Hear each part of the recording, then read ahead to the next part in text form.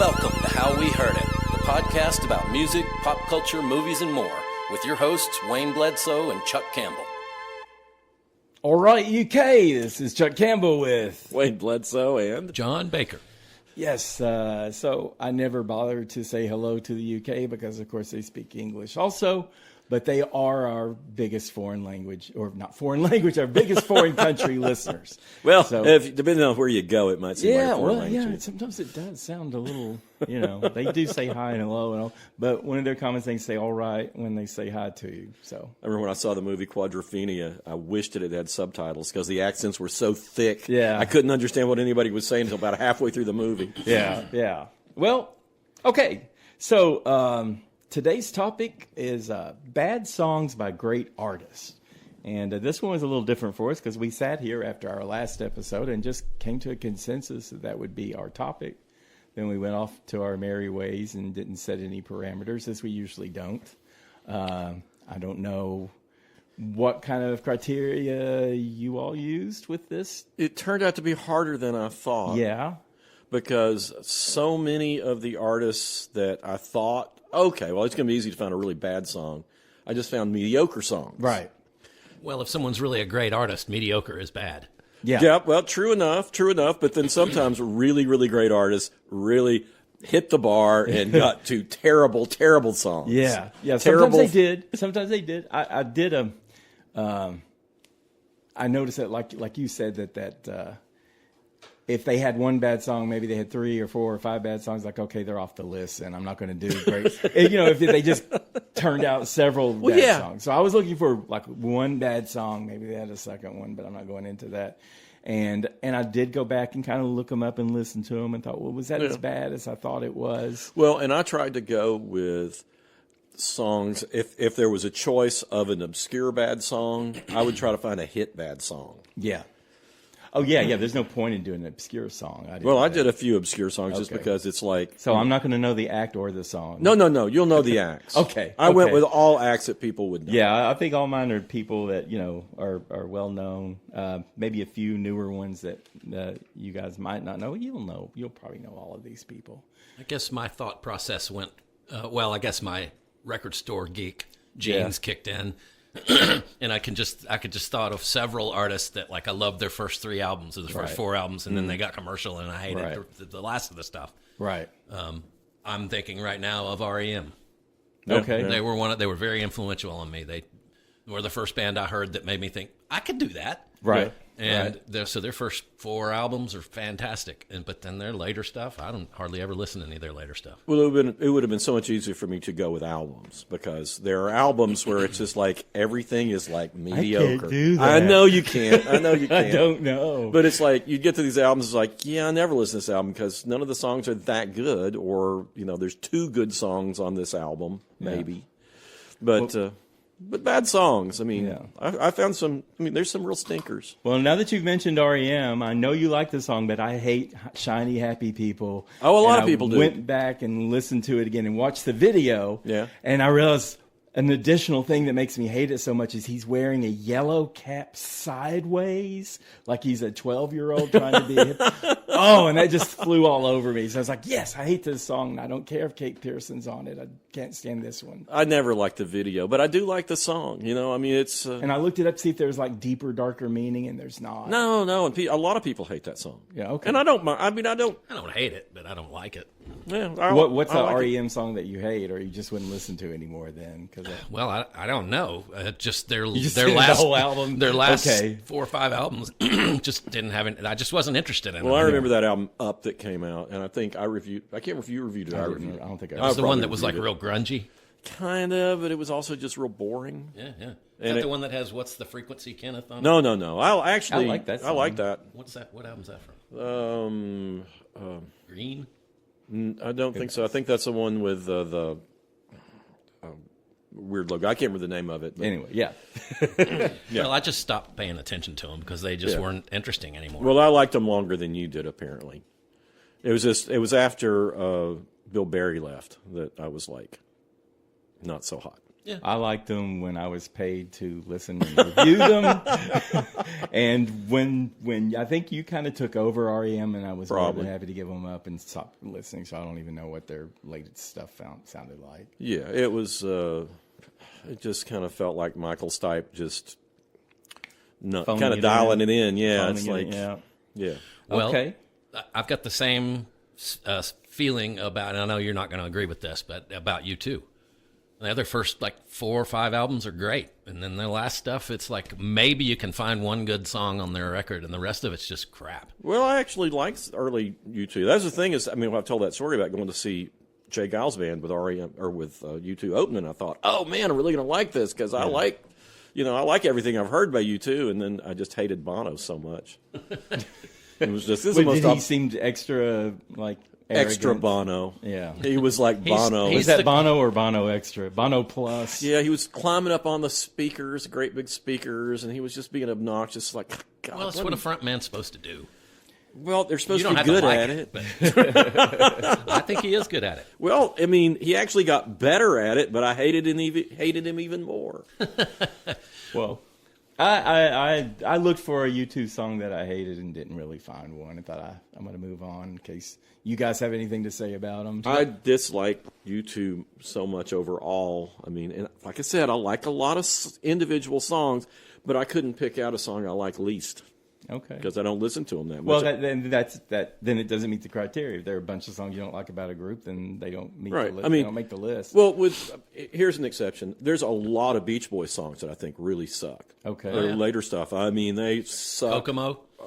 Kokomo, though, stands out as my most hated because you couldn't get away from the frickin' song. Yeah, that was a later song. I remember that. That was Mike Love. Mike Love and John Phillips and maybe the guy who did San Francisco. I can't think of his name, but it's like it was 3 artists on that song, and God, it's awful.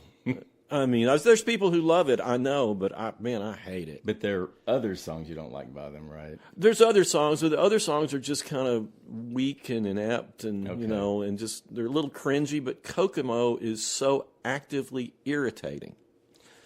Okay, I mean, like I said, there's people who love it. I know you love it. I cannot stand it.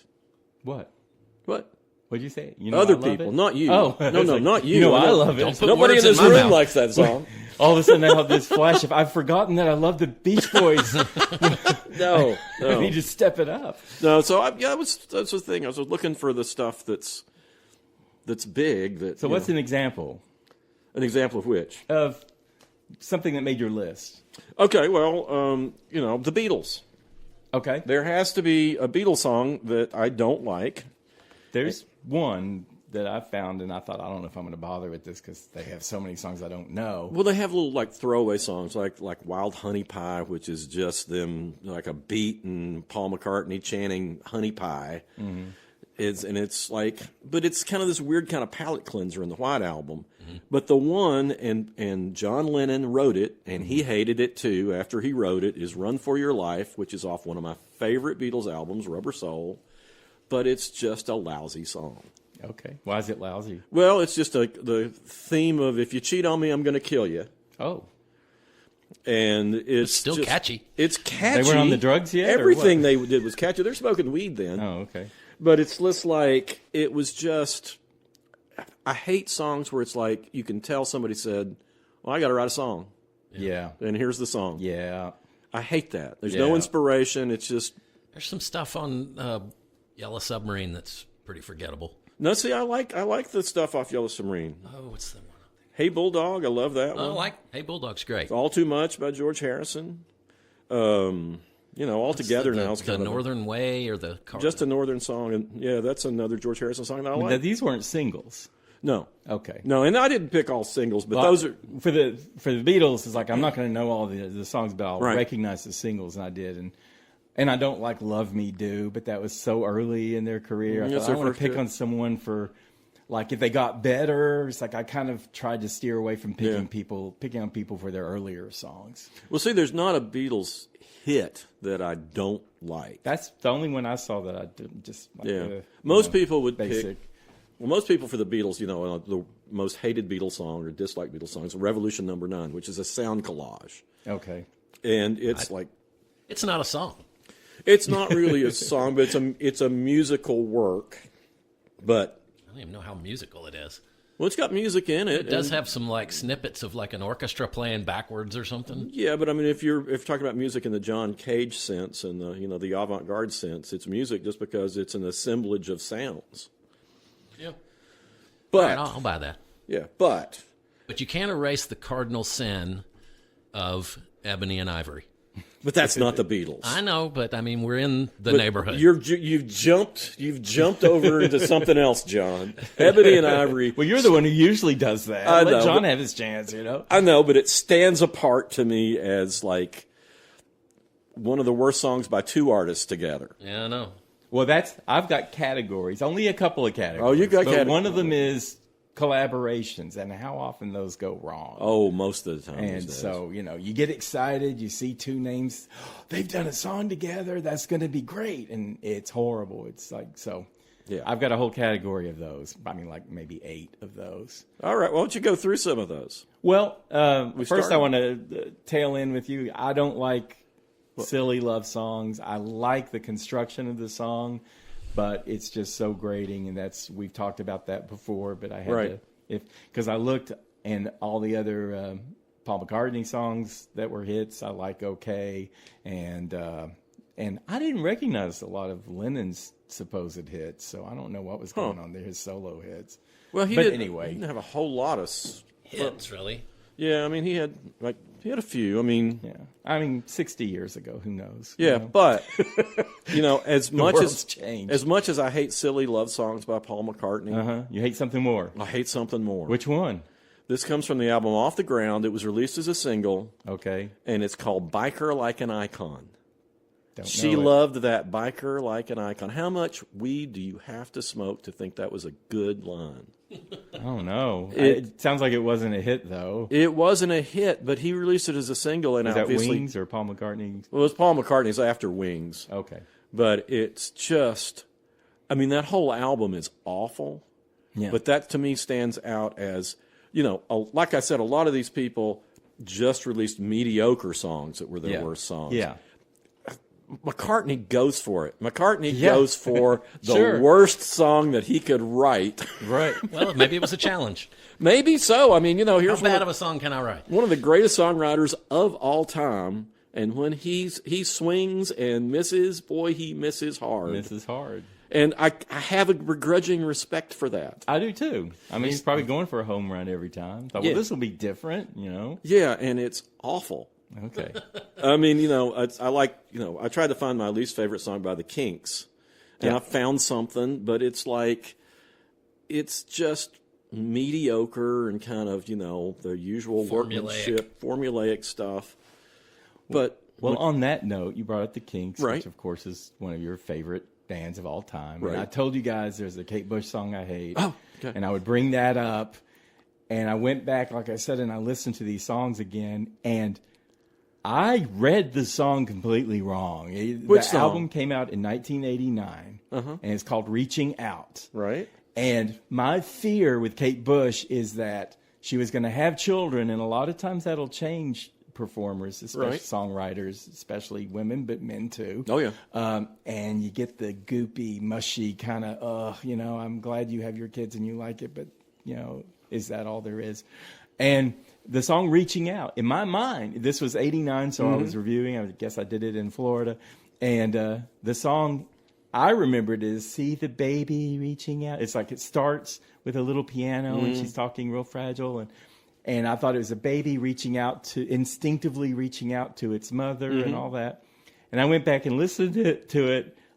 Those aren't the words. And it's about the child reaching out for the fire to feel it, and then see the man reaching out for something he can't have. And the more I read it, the whole song is about interconnectedness and the need people have to reach out to each other. Yeah. And it had nothing to do with a baby and her mother, and her kid wasn't born for almost a decade later. I thought, wait, Bertie wasn't. She had one child, Bertie, Albert. And he was born like 10 years later. And she never did the mom stage. So I totally misjudged that song, and that's why I'm glad I went back and listened to some of these. Because you thought you hated it. I thought I hated it. I still don't like it just because I conditioned myself to hate that song. It's like, please don't go down that road, and she didn't. So there you go. You so you don't have a bad I don't have Kate a bad thing Bush to say song. about Kate Bush. I got to say, when I was going through my collection, I went to Kate Bush and I tried to listen to some more songs, and I'm like, no, I just can't. It's just I just don't. You don't get have her. to, you know. I won't tried. listen to Blind Billy Joe, whatever, from the 1940s, and you don't have Joe. to. And you don't have to listen to. You don't have to listen to Kate Bush. Yeah, I tried. It's just that voice, the thing she does with it. It just like makes the hair on the back of my neck stand I mean, up. you got that problem with Whitney and Mariah. No, that's over singing. That's Okay. over singing. It's just something natural with Kate. Yeah. Okay. Yeah. That's fine. Yeah, I mean, I'm not. You can't possibly insult her anymore and have any impact on me. I fully respect Kate Bush, Okay. but just because, I mean, I just don't. Well, I have more respect because I thought there was this dark secret of this horrible song that she did, and I had to pretend it didn't happen, and it didn't happen. So I don't know what I was on in '89, but you know. Well, since we're on our favorites, and I'm going to say that the Kinks song that I think is maybe the worst Kinks song comes off the album UK Jive, which is probably their worst album, even though this title track is a good track. Mm-hmm. But it's called Down All the Days to 1992. And it was about Britain joining the European Union and them going on the Euro. Mm-hmm. And it's just, I know, it's just recent. Fairly recent. Well, 92. Yeah. 92 is when the European Union started, and it was just like, you know, I know you wanted to write something about this, but this is. Did you have to write this? Yeah. But you like Come Dancing. Yeah, I love Come Dancing. Yeah, it's a good song. Yeah, I mean, it's light for the Kinks, but I think it's really good.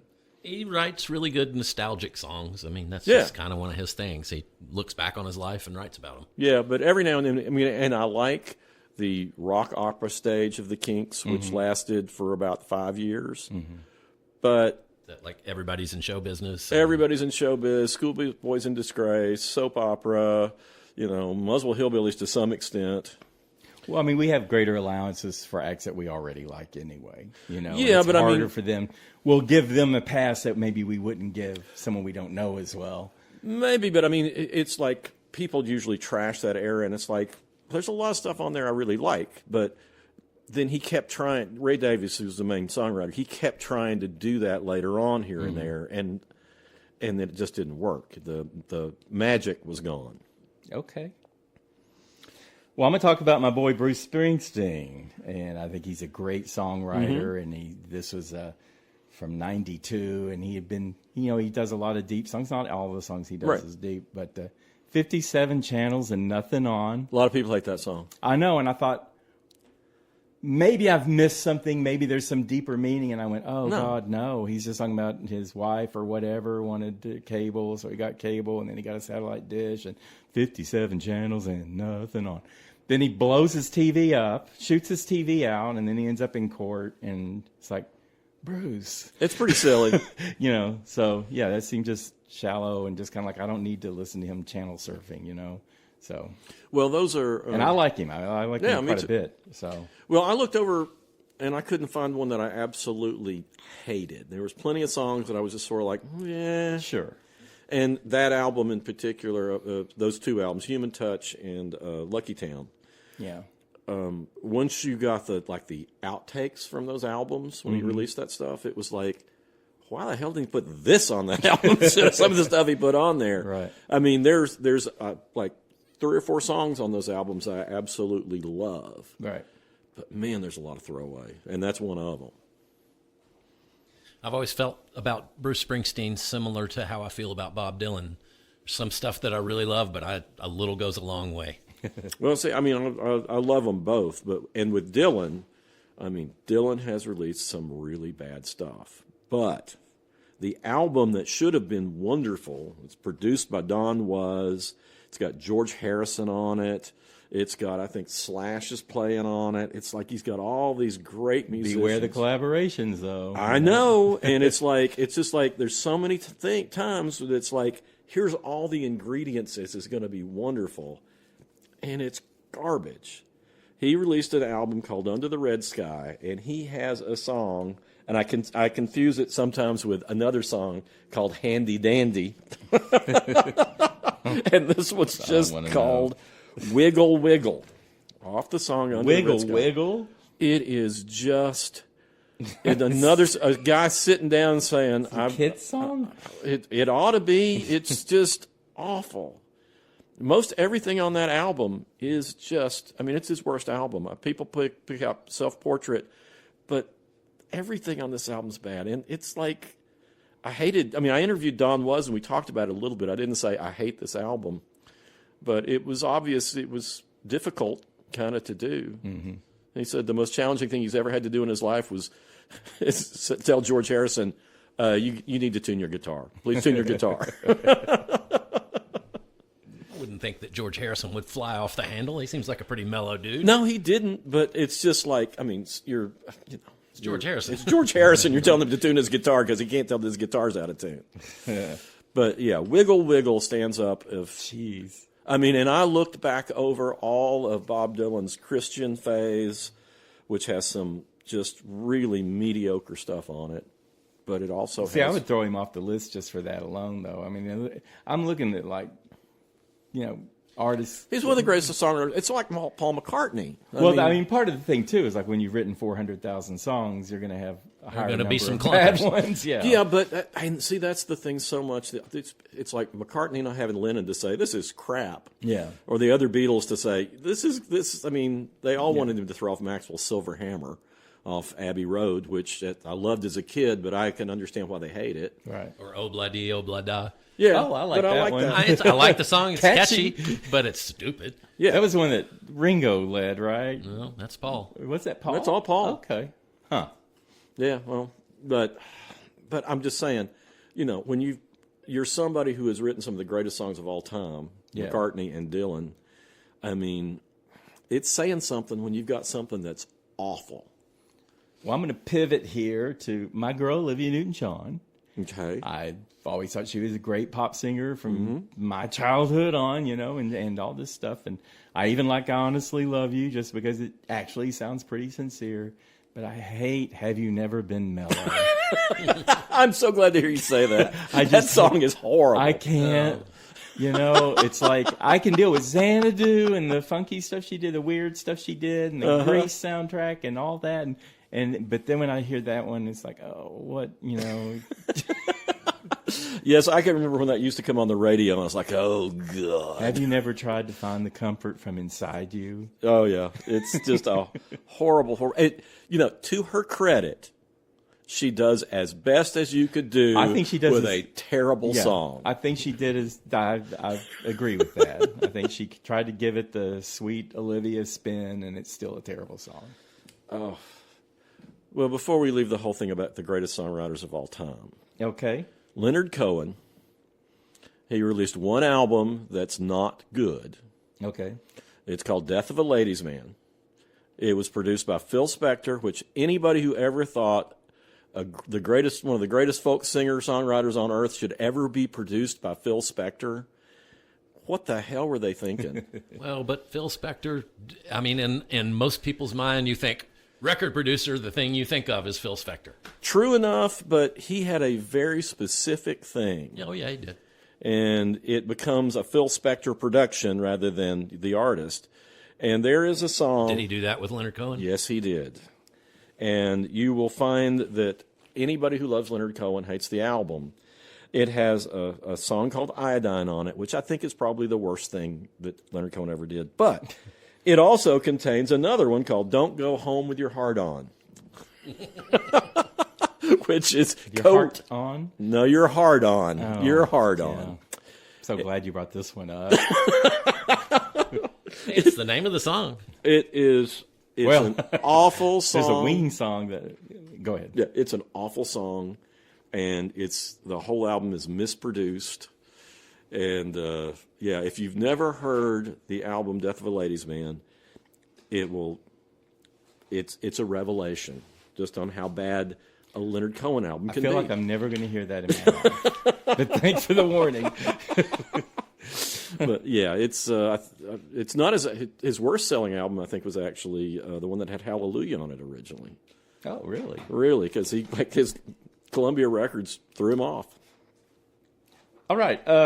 I'd mentioned this one before with the worst love songs, a Mariah Carey song called We Belong Together, because it was absolutely listless. She had been doing hits for 15 years with all those vocal tricks and dynamics that you hate so much. And then she did this song. Who are we talking about? I'm sorry. Mariah Carey. Oh, yeah, okay. And this song was just flatline. And I don't even know how it got made because she wasn't doing any it was like one of those, it just got phoned in, and all the things that you hate about her, she didn't even have that on there, but there would be nothing on that song that you would like anyway. So I think I'd rather be irritated by the tricks than just hear something that's like you're not even sure why it got made.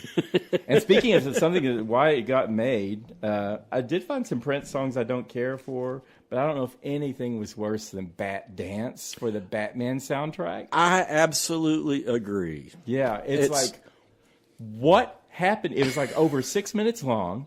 So, and I'm sure the producers like, we got this is the one with Michael Keaton was Batman, and you had Jack Nicholson was Joker, and Kim Basinger was Vicky Vale, and it's just like this rambling. It's like he started working on it, and he started like putting together, and then he just said, here, it was like it wasn't done, and like 3 minutes, 3.5 minutes in or whatever, it just shifts to a whole different song. Which is kind of interesting because you're just relieved to get away from that first 3 minutes. Yeah. But then you got 3 minutes of this new song that's also not any good. So it's like two bad songs into one. And I don't know what he was thinking because, I mean, it was just piecemeal and just weird. It had lots of snippets from the movie and it was terrible. Yep, and that was when he was starting to get bad too. Was it like remixed by some dance remixer or some kind of thing? I mean, probably him because he was like the board man too. I mean he. But I mean, they all kinds of. Somebody put an album out and it has a dance song on it, and they'll put out a dance remix that some other producer. This was the theme song for Batman. And it wasn't a remix. Totally under Prince's control. This is completely not Prince. It wasn't someone just coming in because and he wasn't even like singing much. And then the video was weird. It just like and it was like, what was that? 1989. That was 89. I was still mad at Kate Bush for that song she didn't do that I thought was so bad. So no, that song sucks. It's just half-ass is what it is. It's like a half-ass song that just needed editing and lyrics, Well, it's so funny because that movie, I mean, it got lots and lots of acclaim, and I like, I like Tim Burton, and sure, I expect to like it better. And the movie he did after that had Danny DeVito and didn't have Prince doing the soundtrack, that's way, way better. Yeah, everything's better about it. The music's better. Yeah, the story's better. Well, it was a low point in Prince's work. Well, it's because everybody wanted Prince, and he was doing everything. Yeah, maybe he was just overcommitted. So I don't really have time. But here. Well, I think he had hit that point where so many artists do, where everything I do is gold. Yeah, and it's like, no, it's not. Sometimes it sucks. Oh, I wanted to, while we were talking about all the old stuff, I want to go back to 71, the Rolling Stones, Brown Sugar. That's a different reason that it's terrible, because of fetishizing black women, but also the whole master slave beating stuff, and that's why they don't do the song anymore. Sonically, I thought it was a great song. Yeah, I mean but it's so terrible and killer guitar riff. Yeah, it's a great song, but I mean, they don't want to play it anymore, and it's just like they just kind of they could have redone the lyrics maybe. I think Black Betty was kind of the same thing, but it didn't have slaves. I mean, it wasn't Black Betty is actually by Leadbelly, old black fellow. Oh, okay, so it's actually by a black dude. So yeah, okay. I mean, that was. But again, it was just like it's one thing to be horny for someone; it's a whole other thing when you enslave them and beat them. Well, it's it's telling a story, so I give it a little bit of grace on that. I mean, I think it's a great song, even though like so much old stuff is really, really lyrically problematic now. Yeah. Well, I think mores and culture changes. Yeah. But go ahead. I was just going to say. I mean, there was all kinds of casual misogyny in songs in the 60s and 70s. And not so casual misogyny. I mean, it's just like very that wouldn't fly today. Oh, you should have done gangster rap. I mean, you went I mean, very non-casual misogyny, Well, see, with me, the Rolling Stones, the one that irritates the piss out of me is Angie. Oh, how come? I just think it's just the most swarmy, like fake emotional song. That, I mean, it's written about Angie Bowie apparently. Okay. But I just like I bought it. You weren't buying it, huh? Well, it's funny because when I was a kid, I bought it because I bought anything the Rolling Stones put out. I would I'd buy, and it's like I listened to it. The more I listened to it, the more like this song's really bad. I don't remember lyrically. I remember that sonically. I mean, it was a ballad, so I didn't want to hear it as a kid just because of that. But I don't remember like thinking it was a bad song. Yeah, but it was. I wasn't looking into authenticity when I was, 6 years old or whatever.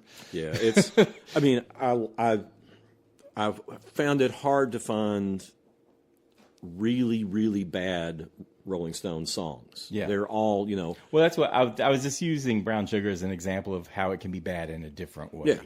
Yeah. But they're so good at the craft that it's hard for me to find something that's just like, this just really sucks. Yeah.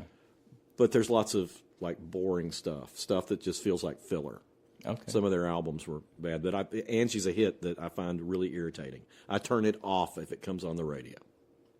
Okay. I'm usually not on any station that would play that to begin with.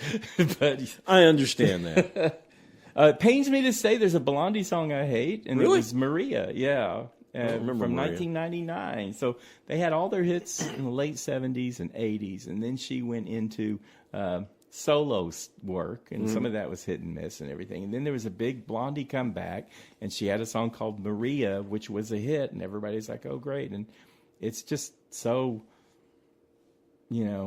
ordinary. And there was never anything ordinary about Blondie to me, and so I can't listen to it. And I always forget about it. And people say, oh, all the hits from Blondie, and you're like, oh, and then they throw Maria out there, and it's like that. Just fell flat. But it was great to see them have a comeback. It was great to see them have a hit after all those years. But, I don't know why it was a hit. Yeah, well, there's so much like that. I mean, I've got the Who down. I was like, okay, because the last two Who albums were really bad. But so there's a song called Athena.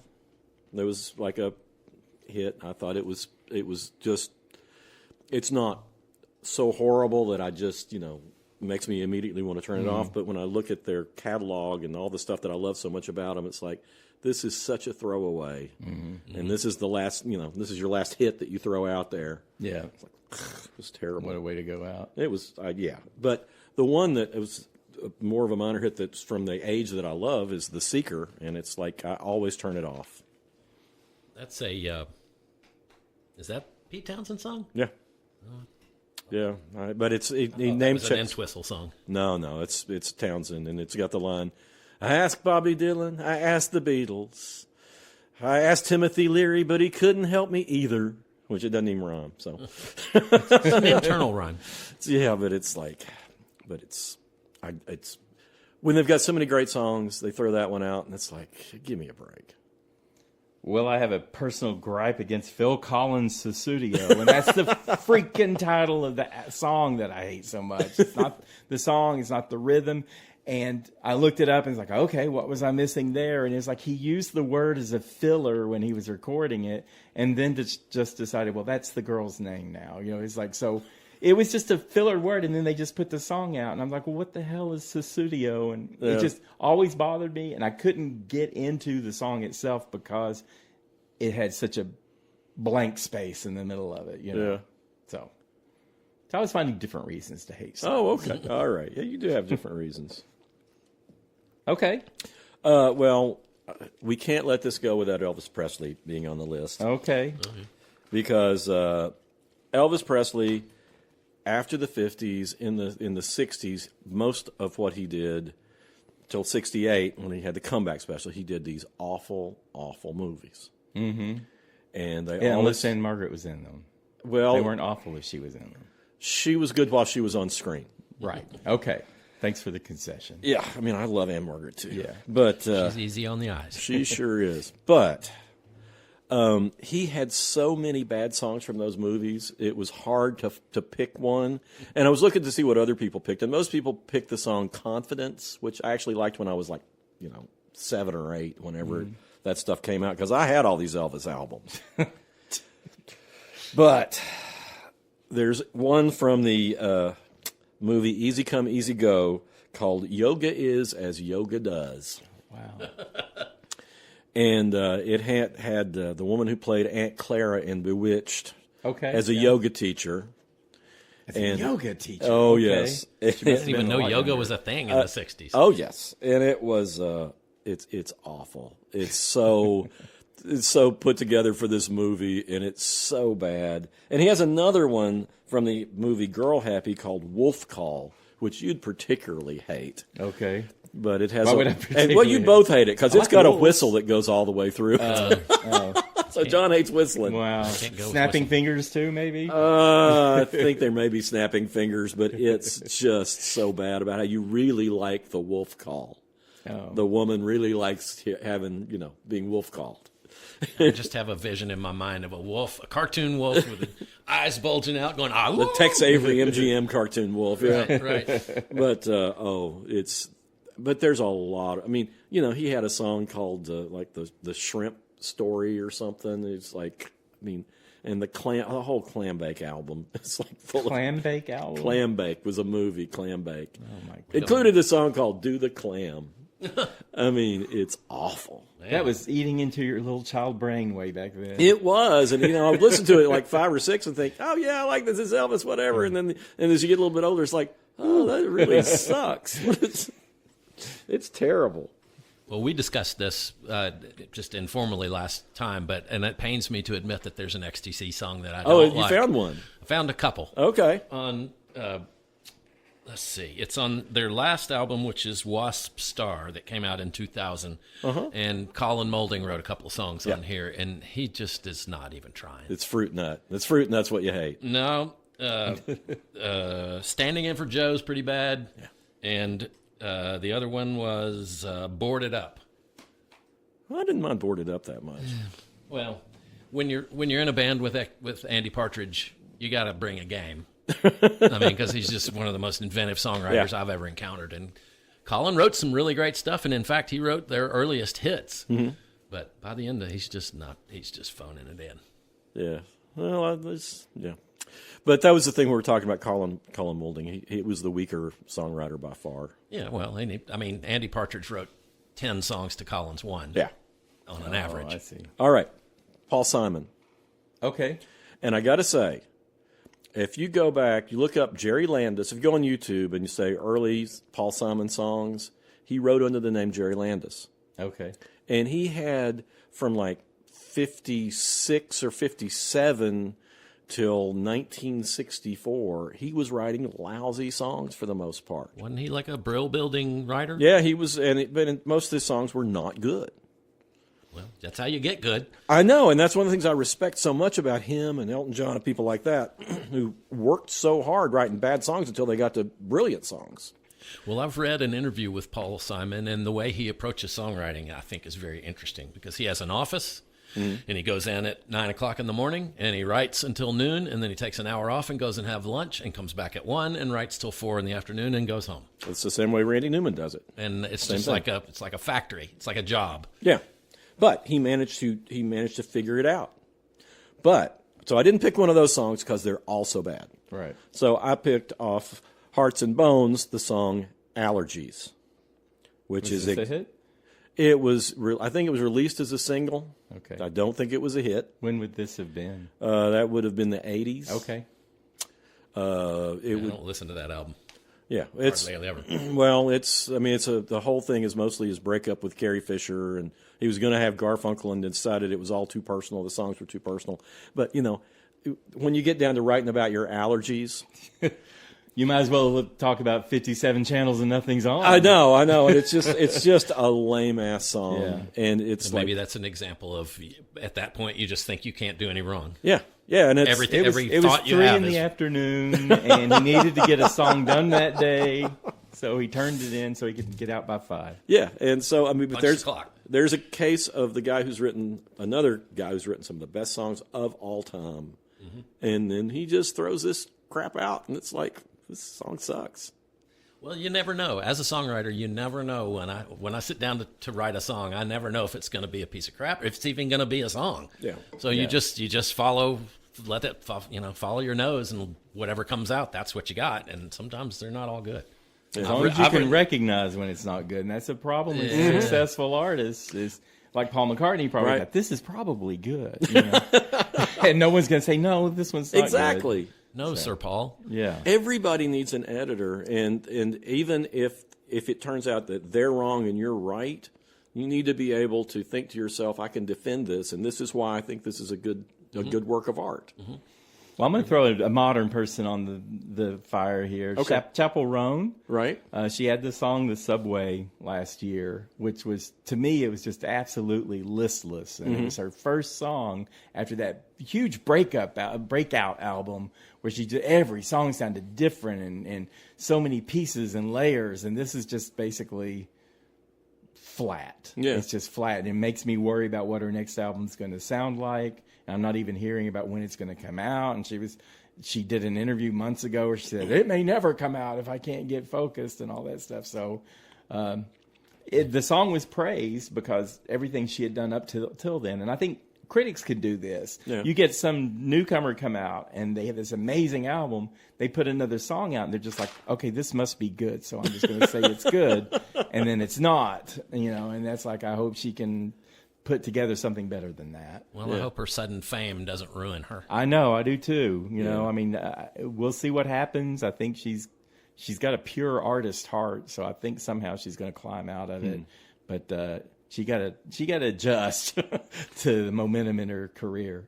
Well, that's the thing. I mean, I put down a song by Lou Reed called "Disco Mystic" off the album The Bells, and when it came out, like Rolling Stone gave him 5 stars for everything he wrote. And it's right after one of his best albums, Street Hassle, which they gave 5 stars to. And it's like, it deserves it. And then this comes out, and it's a 1. Yeah. But you don't want to be the one critic that trashes an album and all the other ones give them 5 stars. I know. But it's just like, it's infuriating that somebody gets in that position and they say, they think everything's great. Yeah. And it's like, all you have to have is ears to tell how bad this album was, and particularly that song. Yeah. Which is just this kind of disco riff with him going, disco mystic, over and over. Sometimes you got to think, are they just like pranking everybody when they put out a song? Because the song, and he would be one who might do something like that. Because he put out albums that were directed at trying to, like Metal Machine music.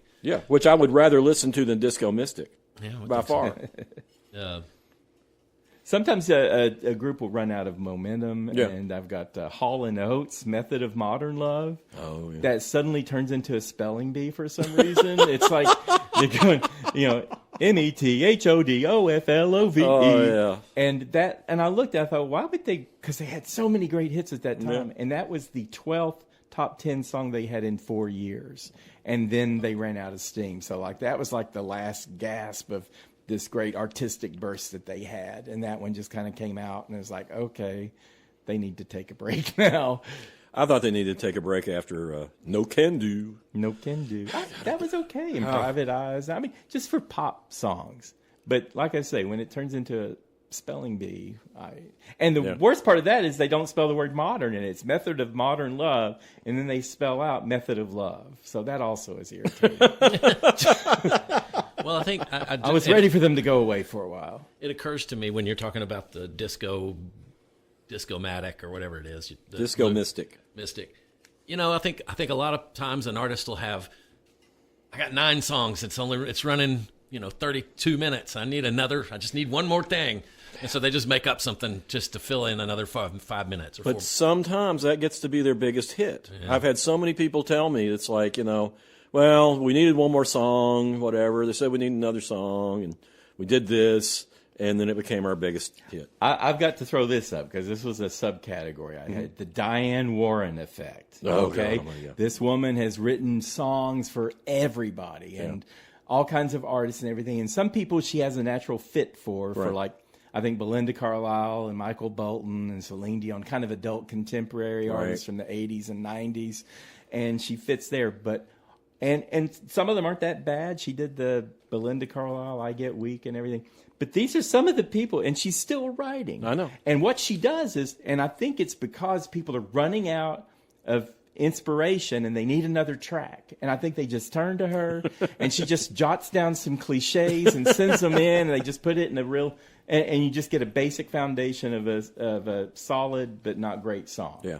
And these are, I gotta read off some of these people that she's done for. Oh, and she did an Ace of Base one that kind of ruined them because they had the Sign and It's a Beautiful Life and all that. But then she did one called Don't Turn Around, and all of a sudden it wasn't as big a hit as their other hits had been. And there's just something, she drains the life out of her songs, and you see everything coming. And what drives me crazy about it is she's kind of a sarcastic person, and she's sort of a funny person. Yeah. And then she just turns around. Like I say, she just jots down some cliches and goes, here you go, Yeah. But this is just a handful of people. It's Taylor Swift, Justin Bieber, Milli Vanilli, Laura Branigan, Alice Cooper, Eric Clapton, Hart, Rat, Joan Jett, Barbara Streisand, Pussycat Dolls, Rihanna, Kiss, Pet Shop Boys, Reba McEntire, NSYNC, Willie Nelson, Disturbed, Britney Spears, Lady Gaga. I mean, all these just people from all over the map. And she wrote songs for all of them? Yeah. They did And her way songs? more than that, too. I mean, probably 4 times that many artists. Wow. And most of her songs aren't hits. They're not released as singles even. And it's like, why did they put this on there? And I've noticed when I've reviewed these albums, it's like, that's a song that's not openly bad. No. You can look past it. And if they got 9 songs and they need that 10th song, it's like, okay, let's just throw a few bucks at, Diane and see what she turns in, and just knock it out. So you just tipped me off on that. Well, and to your point, Wayne, about how we needed an extra song, so we just did that, and that became the biggest hit. Yeah. That sometimes just kind of just dashing something off frees you from. I was just listening to a Rick Beato, who's a YouTube guy. He's a music guy, and he was interviewing Stuart Copeland, the drummer for the Police, and he was talking about talking to Stuart, saying, like your transition here, your drumming is like you accent the weirdest places, and you add these weird drum things, and then drummers have been trying to figure out how you do it, and he's like, well, the reason it's like that is because that's probably the second time I ever heard that song. He said the way we recorded, Sting would have a song written, we'd sit down and start playing it, and if not the first take, the second take would be it. And they said, I didn't even know the chord changes. Wow. And so he's just completely haphazard about all of this. And I think in some ways that makes his drumming that much more inspired. Yeah. Huh. That's interesting. I think sometimes people will do songs that are they're just trying to get from one phase to another. Right. And I think that's why Fleetwood Mac did Tusk, because they were coming off of Rumors. It's like, how are you going to top selling? And I'm talking about the song Tusk. I like Tusk. I hate Tusk. Let's see, that's one of my favorite Fleetwood Mac things. Well, it would be. That's all. It's my favorite album, and I like that song. I like hearing the band in it, right? And it makes me think football season, and I'm just like waiting for it to start or end or something, and it just sort of like. And I thought about it. It's like, I don't like this song, but if they were trying to build off of Rumors, that would probably have been torpedoed, So I think they wanted to do something inventive and very un-Rumors-like, just to carry on to their next stage. What happened is they just basically gave Lindsey, full reign. So it was Lindsey's fault. Yeah, it's all Lindsey Buckingham. Yeah, that album is heavily Lindsey Buckingham. Yeah, I mean, I knew that song was. He wanted to be more experimental and do a lot of crazier things, and they said, "Okay, go ahead." And here's a mountain of cocaine. Yeah, and here's a mountain of cocaine. And we're going to go check our receipts for Rumors and do whatever you want, Lindsey. But then when it didn't sell as well, right. I mean, because it was a double album, and the way they count each of those albums as a sale. Mm-hmm. It looks better, the numbers look better than it actually was. So it was basically a commercial disappointment, a very big one. So why do you like the song? Because it's ambitious and it's different. Yeah, it's very different. I love the drumming on it. Yeah, it's got great drumming. Jungle drumming kind of. Yeah, and it's like, you don't hear that very often. Yeah. And then the band comes in. I mean, the lyrics are just kind of throwaway lyrics. Yeah. But Well, they're kind of mumbled too, It's Yeah, but I kind of like the mumbling too, because I mean you've got Fleetwood Mac and you're used to these really pretty vocals. Yeah. And then you've got this thing that's like, what the hell is this? First time I heard it on the radio, I was like, that can't be Fleetwood Mac. yeah. And the more I listened to it, the more I liked it. Okay. So it's actually a favorite Fleetwood Mac song. Wow, that's funny. Yeah. Yeah, it's a song that, I mean, do I hate it? I don't know, but I would never just seek it out and listen to it. Yeah. It had to find me. I wouldn't be looking for it. Yeah, no, that's my favorite Fleetwood Mac. I think I told this before. I interviewed Lindsey Buckingham and Mick Fleetwood like in the same year. And Mick Fleetwood, I told him, Tusk is my favorite Fleetwood Mac album. I just really like how, What did he say? He said, well, thinking back on it, I think it's mine too. Oh, wow. And Fleetwood. Mick Fleetwood. Fleetwood, Okay. the drummer. Okay. And then I told Lindsey Buckingham, well, I talked with Mick Fleetwood a while back, and we both agreed that Tusk was probably the Fleetwood Mac's best album. And he goes, he's never told me that. Because there was a lot of tension, I think, when that album was considered a flop. Yeah.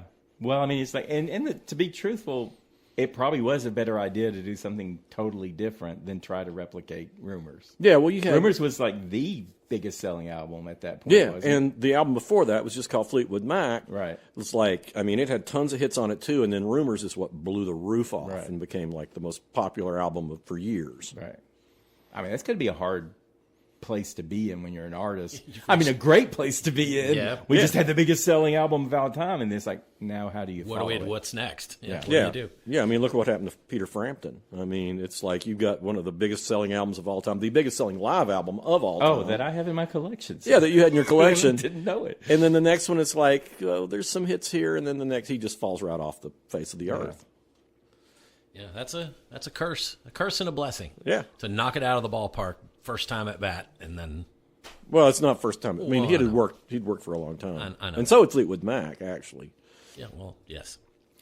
I've got sometimes cover songs aren't a good idea, and it's Cyndi Lauper.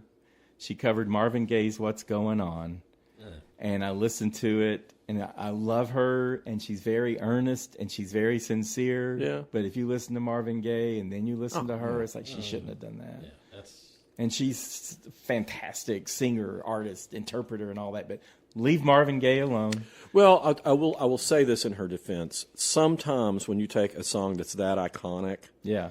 and it's the other gender that does it. Yeah, that's true. A lot of times it works. has a different sound. Yeah, because you're not just, thinking, oh, I wish I was listening to Marvin Gaye, because it's a woman doing it, so it sounds so different. Con Hunley did Etta James's "At Last," which no woman could ever do "At Last" again after Etta James, because you're going been done. You're going to be comparing it to Etta James.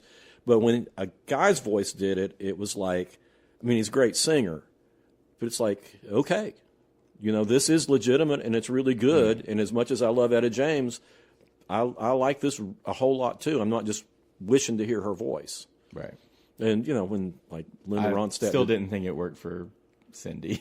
Well, I mean, I remember. I mean, maybe if it had been, I don't know, like Lizzo or someone like that, it might have some more bite to it. But it didn't have the convincing. I mean, I don't know. I don't like trashing Cyndi Lauper, but that was a mistake. Well, it just sounds like Cyndi Lauper decided to cover this song. Not that there was any real inspiration behind it. I'll agree with that. Yeah, and I respect that, but I'm not going to listen to it. I think your choice of cover is so vital. Yeah. There's some things you just can't. Yeah. I mean, I have covered Beatles songs before in bands, but I am rapidly coming to the conclusion that you can't do that. Well, the thing to do is to do it so radically different. Yeah, agreed. That's my whole approach to covers now. Is I don't want to reproduce the song like it is. I want to do something with it. That justifies doing a cover.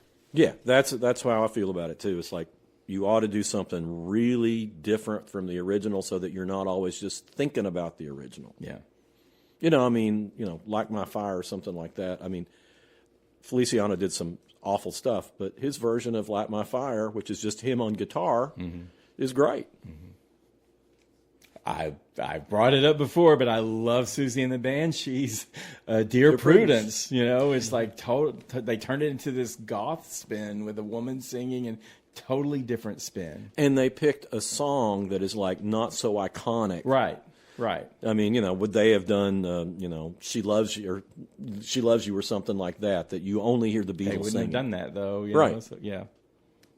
Do we want to? They'd make it goth by saying "She loves you." No. No.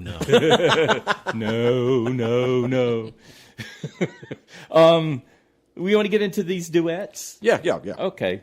So I think one of the worst, of course, is David Bowie, Mick Jagger, Dancing in the Streets, and the video horrible. only made it so much worse. I know it was a fundraiser for some kind of hunger fund or something like that, but oh my God, it's okay.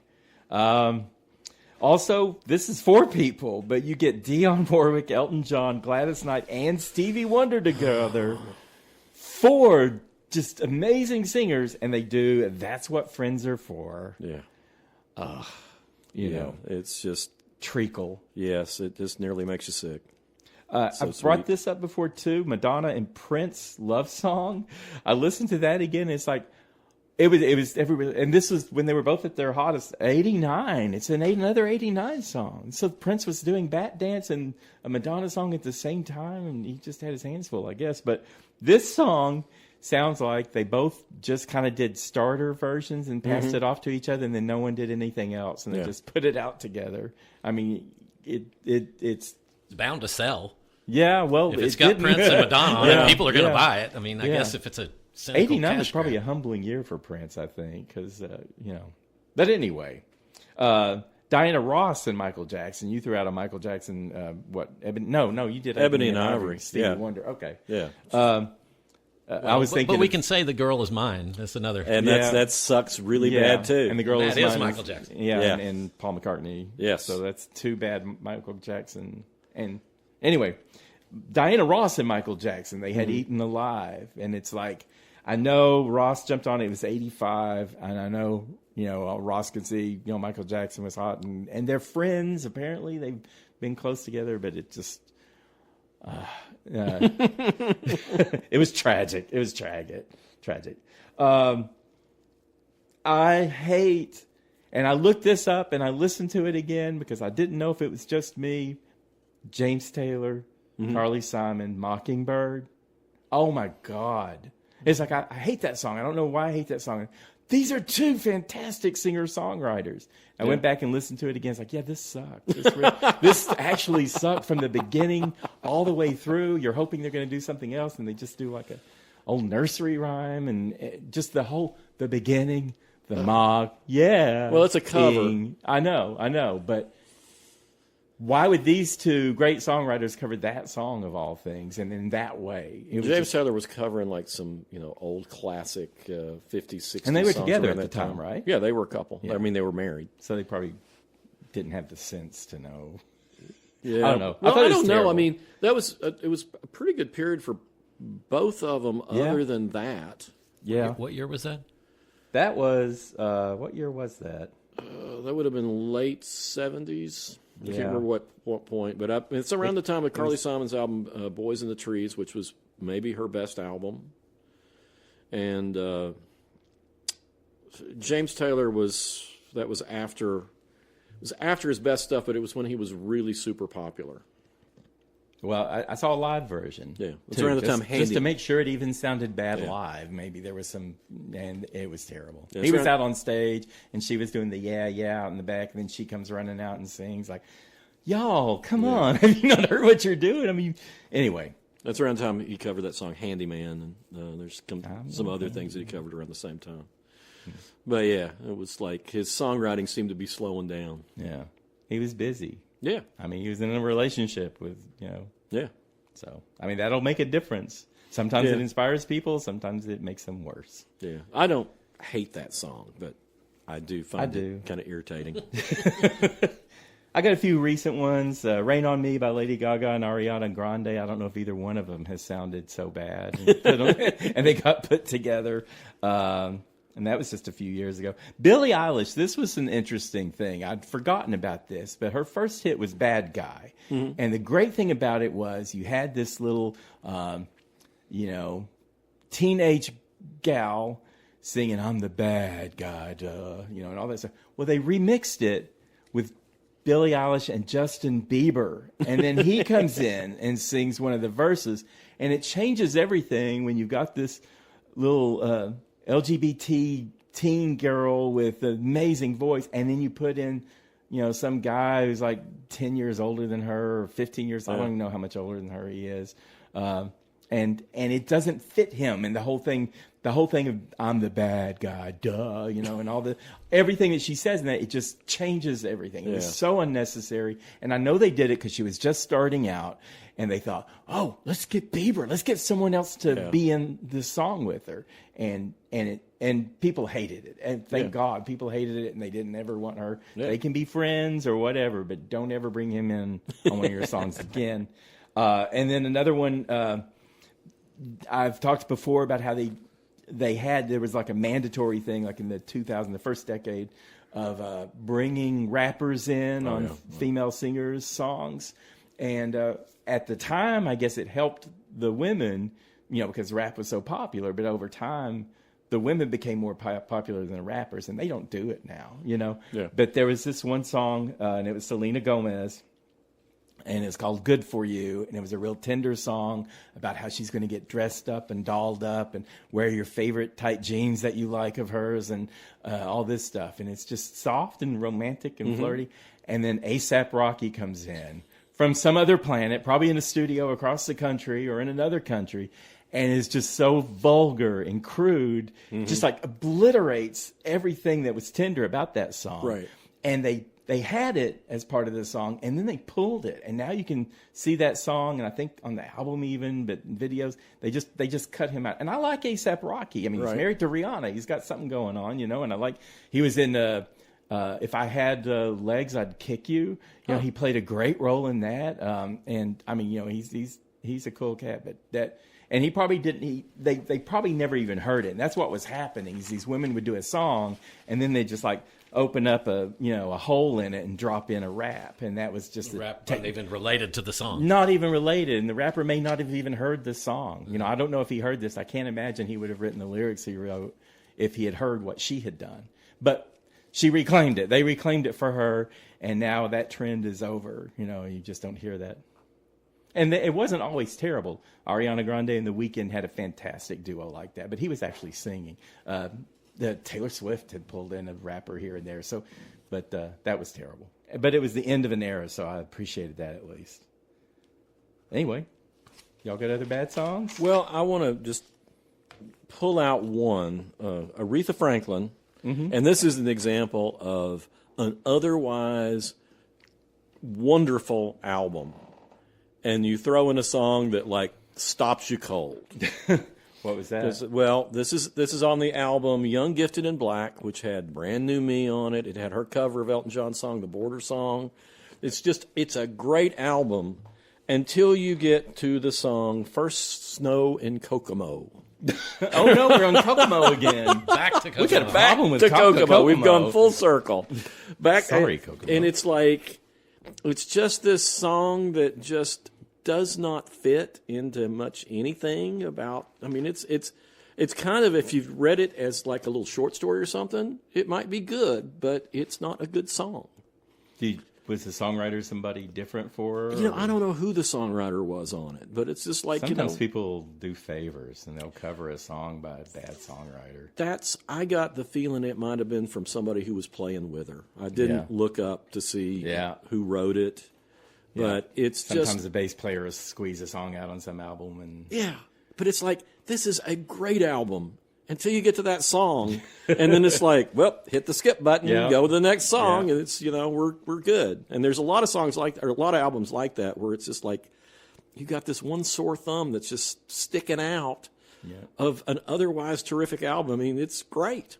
It's one of her better 70s era. She had a lot of great stuff. She did some bad stuff too, but a lot of the later stuff. Good duets too. Well, yeah, but I mean, when you got Aretha, I know. But even she, has misfires. Yeah, like I say, I bet it was a favor to somebody, and you just do it and move on. It probably was. Egos, I sure hate that when you've got an album and you got that one song. It's like you're going to program it out. But if they don't like it, they can skip it.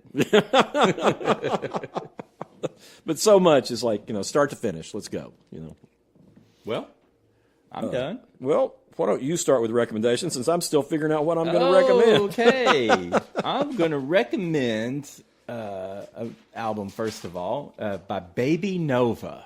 And it's called Sugar. Baby Nova. But it's spelled SHHUGAR. So it's like sugar.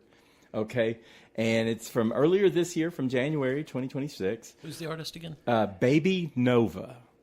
And she's Canadian. She was born Kaylee O'Connor, but she goes by Baby Nova now based in Toronto. She's about 28, as best I can tell. And she's a former circus performer who is a contortionist and aerialist. So, now what I like about her, she's got some, she's like a new generation Lana Del Rey in a way. And her voice sounds like Stevie Nicks a lot of times too, if you can imagine that combination. And then there's a little Olivia Rodrigo and some other kind of modern singers, and it's surreal stuff and ethereal. And it actually, she's going to need more time to cook before I think she becomes great. But one of the things I like about her are her lyrics, and she really pushes the envelope on lyrics, and she gets a little X-rated and sarcastic and everything. So she goes way beyond Lana Del Rey in that Cola song. But she has a song called Killed for Sport, and she goes, let's be honest, you killed me for sport. You remind me of those cruel boys in camo shorts. Death Wish, she goes, I loved him like an angel on cocaine, pure in the heart and now pure in rage. And another line from that is, his voice was like a hand between my legs. Oh, okay. So, yeah. Do you like that, baby? That's kind of a country-esque song. She goes, the way he bends me over, I don't think that boy's a Christian. Okay. All right. And another line from that is that never felt nothing quite like the love of a cruel man. And there are other songs. There's one called Broke Bitch Boogie, and it's kind of like a go-go kind of buzzing song. Jesus, Close Your Eyes. It's kind of a blues rock almost. It's very consistent, but some of these songs are a little bit Wonder Bread Winter. That's a swaggering kind of waltz. And then she has a new song that I don't believe is on that album. It wasn't on that album in Spotify, but it's called Ain't It Such a Bitch. And she says, all that greener grass you've been smoking just don't hit. So anyway, her name's Baby Nova. I like her. I think she's just going to get better and better as a songwriter, and maybe she'll dial it back. Normally when they come on real strong at first, they start growing up a little bit and dialing it back. But she's funny, and there's a lot of humor in the sadness. Okay. What about you, John? Yeah, I want to bring a band I've never mentioned in here before. They're from Austin, Texas, American Analog Set. And they put out a string of, they're kind of hushed. They sing sort of whispery, and they have a vibraphone that they use a lot, which is a great texture. I like that, yeah. It's a guitar-based band. They're from Austin, but they released an album, first album they released in almost 20 years, in 23, called For Forever. And it's really, really good. It's kind of brooding, feels kind of ominous. I don't know. I really like this band, though. So it's American Analog Set, For Forever, and it's from 2023. They sound real familiar to me. I probably reviewed them back in the day. Yeah, they started recording in mid-90s, I think. Okay, yeah. They formed in 95. So. That was peak Chuck time, I guess. Looking for something new, and they were new in 95, so that would have fit. Well, since Stevie Wonder has shown up on our list today a couple times, yeah. I want to recommend 1973's album Inner Visions. Yeah. Okay. Which is one of his big breakthrough albums. If it's total classic. If you don't have it, you should have it. But it's got Living for the City on it, and Higher Ground, and Don't Worry About a Thing, and He's Mr. Know-It-All, and it's just a great album. Don't You Worry About a Thing is such a great song. Oh yeah. It is like I love songs that tell you that things are going to be okay. Yeah, and it's got his mama in it. Oh, it does. Oh yeah, it starts out and he's like his mom's saying something, and he's like telling her all the different languages he can sing or he can speak or whatever. And she's just kind of like, yeah, okay, whatever. You go, Stevie. But yeah, but it is a classic. If it's, I think the place to start with Stevie Wonder. Does he play all the instruments on that album, you think? Probably, because that's what he was doing at that time. Yeah. I mean, he could play anything. Yeah, I mean, can play. He's still alive. Yeah, the album before that, Talking Book, is the one that had Superstition on it, and that's, I think, the one where he really started doing everything himself. But Intervisions is, to me, the one where it all comes together, and it's like, start to finish, it's just a great album. And he wasn't calling just to say he loves you. Right? No, God almighty, no. And he didn't spell anything. No, he doesn't spell anything, but it's... I'm just reminded of the movie High Fidelity, where the guy comes into the record store and says, I just called to say I love you for my daughter for her birthday. And the guy says, I'm not selling that to you. Do you even know your daughter? Do you even know your daughter? That's a funny. It's a good movie. All right. Movies? Am I going on to that? Yeah, go on to your movies. Okay. Wayne's and his scamper. All right. I know what I'm going to recommend. Oh, okay. Well, I'm going to recommend The Secret Agent. It was a 2025 movie from Brazil, and it was nominated for Best Picture at the Oscars, and its main actor, Wagner Moura, he was nominated for Best Actor. So this kind of a different kind of movie for me to watch, but it's almost 3 hours long. But anyway, really? It's directed by Kleber Mendoza Filha, who was a former movie critic. Huh. And I think that's interesting. You see a little bit of that at play here because he's trying to take some unique shifts and everything. But The Secret Agent is not anything like it would be if it was an American movie or British movie or anything like that. It's not a high class, basically it's about this man played by Moura, who has moved from, I believe he was in Rio. He was from South Brazil, and this is in 1977. And at that time, Brazil was a military dictatorship, right, and all the businesses were corrupted and everything like that. And he was like a professor, and he had research that he wouldn't release, and so he got on the hit list. And so he fled up to let me look it up. It's called Recife, and Recife is in northern Brazil, like up near the equator. Right. And it's spelled Recife, but in Portuguese, Brazilians speak Portuguese, that would be Recife. And whenever I ask people about Recife, I've been to Brazil, and they just looked at me like, what are you talking about? They didn't even know what city I was talking about, right, and that's because I didn't have the city right. But anyway, it's a city. It's on the beach up there.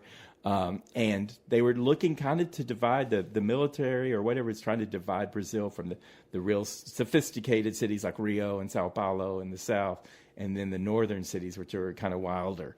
But the storytelling is very interesting. I mean, it starts with him pulling up to a service station an Esso station in the middle of nowhere because he's been driving to get up to Recife, but you don't know that. And there's just a dead man out in the field or out in the dirt, by the store, and it's got a cardboard box over him. And the attendant says, "Oh, it's been there for several days, and yeah."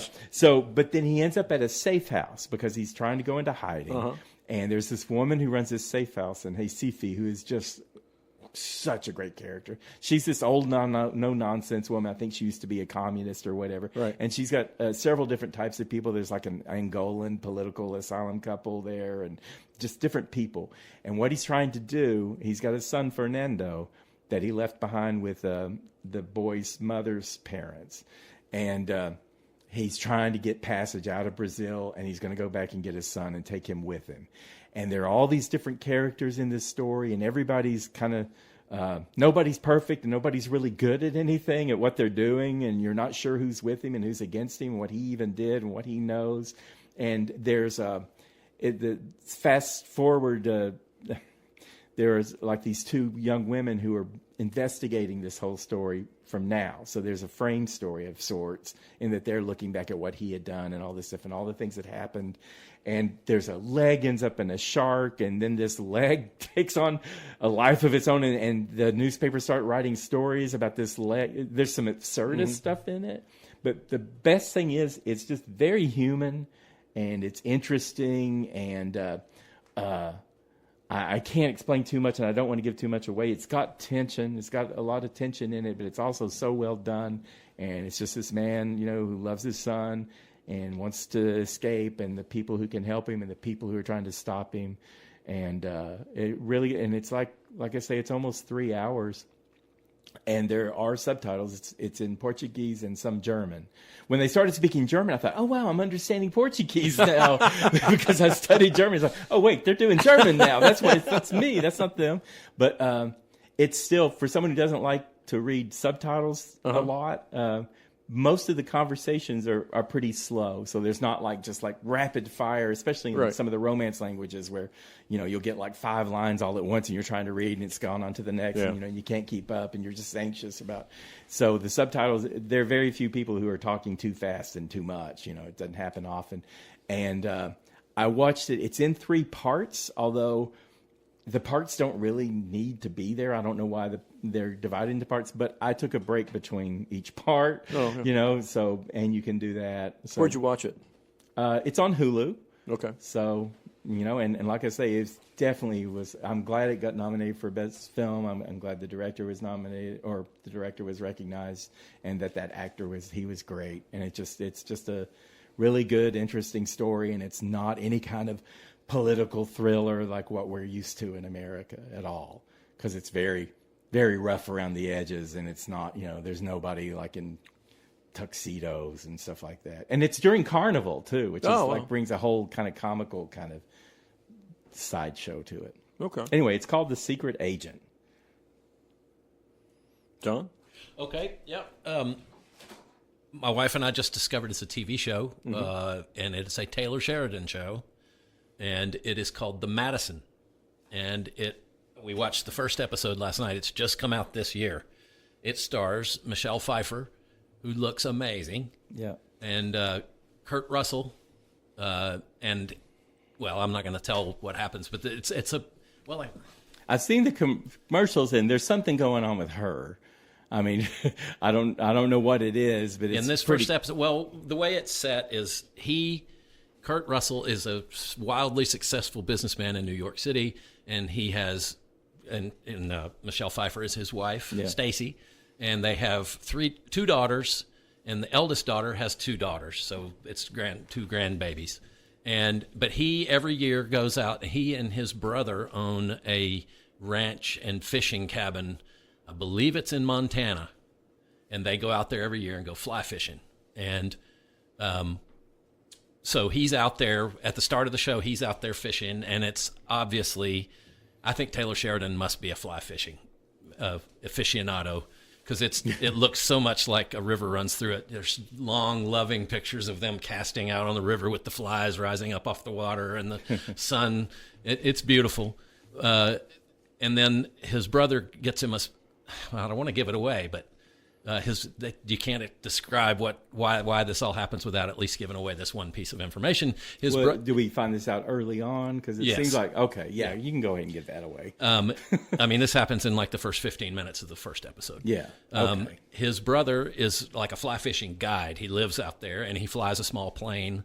And it's Kurt Russell's birthday, and his brother says, I got a surprise for you. Right. We're going to go fish this one river. And Kurt goes, well, you can't, that's a 2-week backpack to get to that river. And he goes, I got friends in the smoke jumpers, and they've given me permission to use their landing strip.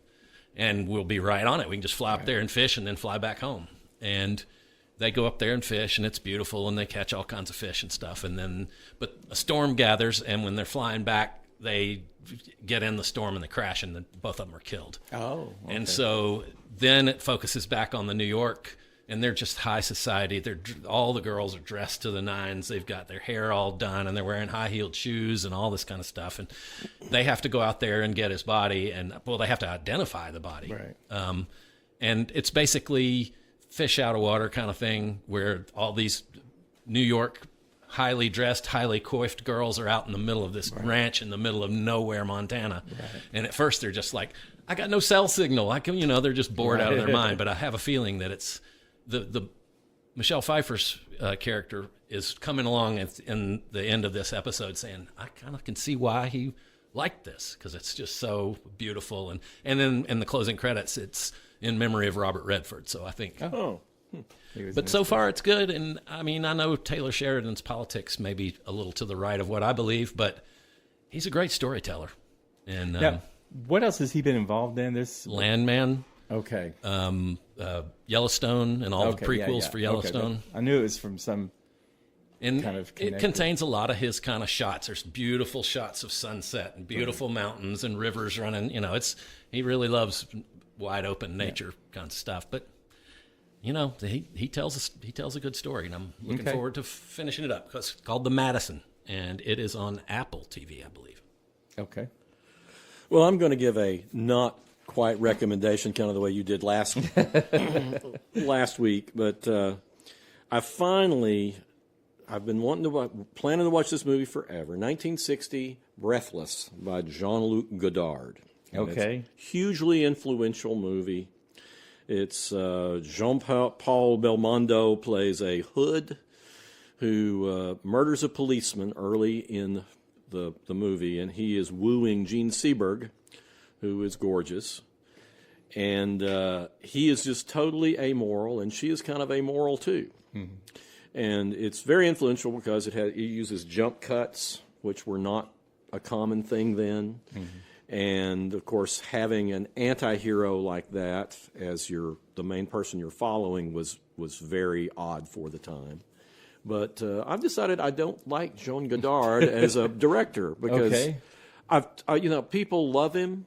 There's all these people he did have a big influence on filmmaking. He's a French director, came out in the French New Wave with Francois Truffaut and Louis Malle and all the other guys. But and this is his least pretentious movie that I've seen. Mm-hmm. I saw Contempt, and which was okay. Sympathy for the Devil, which was a documentary on the Rolling Stones mixed with politics, and Weekend, which is a total just cluster mess of things. But Breathless is, you do follow it along. It doesn't bore you, even though there's long dialogue passages that could definitely be cut down some. But anyway, it's something to see, I guess, if you want to see a movie that changed other movies and influenced other movies. I don't think it's as good as everyone says it is. It was groundbreaking for its time. Was it remade? Yeah, it was remade with Richard Gere, and I can't think of the actress's name. Okay. It was a pretty big actress at the time. But that's the thing. In this, it's a French criminal, and the girl is a would-be journalist.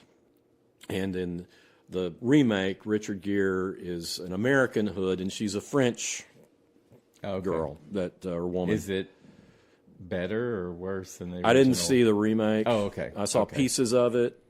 But this is the Jean-Luc Godard movie that put him on the map and made him known as a great director. And I've seen several of his films now, and I think it's mostly just reputation. I'm just not a big fan. Quentin Tarantino was a huge fan of Jean-Luc Godard, and Jean-Luc Godard trashed Quentin Tarantino later.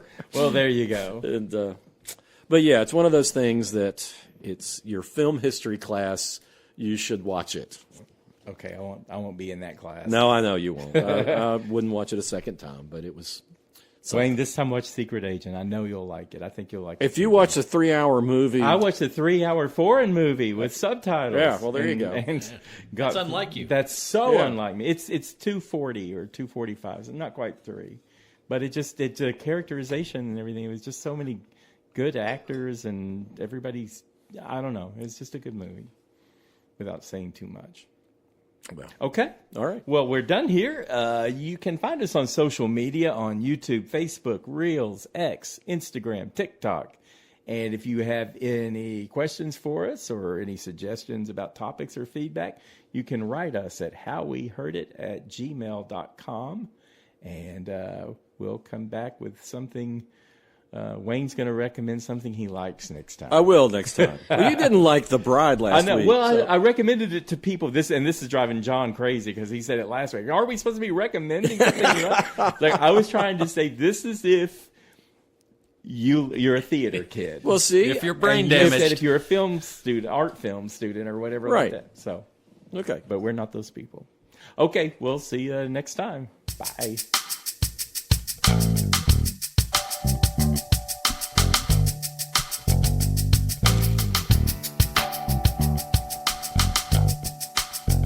You've been listening to How We Heard It with Chuck Campbell and Wayne Bledsoe, a podcast about music, movies, art, culture, whatever it is that's on their mind.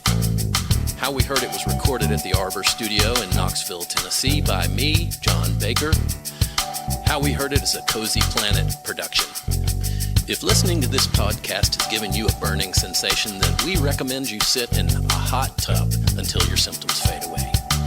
If you'd like to reach out to Chuck or Wayne or even me, you can send an email to howweheardit@gmail.com. So thank you for listening, and come on back and we'll have another episode for you next week.